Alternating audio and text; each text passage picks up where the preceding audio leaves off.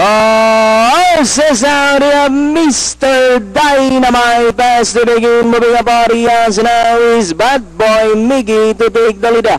Bad Boy Mickey, the leader by about 4 lengths. Mr. Dynamite in second. And racing in third now is also Discreet, Gray Magic in fourth. Magical Hello, Watulco, Red Packet, Star Quality. Then followed by Diamond Lover and G-Screen is racing in last. And it's still Bad Boy Mickey by about 6 lengths.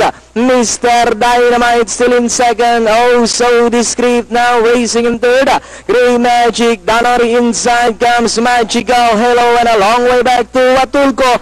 Star Quality, Red Packet, Diamond Lover, and G-Screen. Bad Boy Mickey still in front by about 4 lengths. Mr. Dynamite still in second. And here comes oh, so Discreet.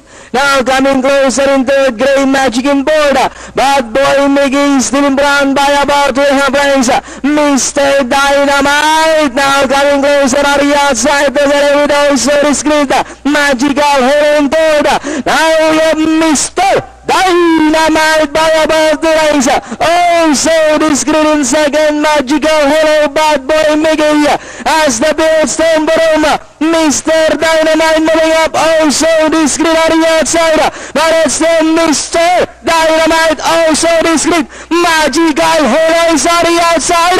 Mr. Dynamite still in front. And finally, Mr. Dynamite second, close between oh, so Discreet, Magical Hello, then comes Watulco, Bad Boy Mickey, number 3. Time of the race, 1 minute 41 seconds over 1,500 meters, quarters of 18, 25 and a half, 27 and a half, and finishing at 29 and a half.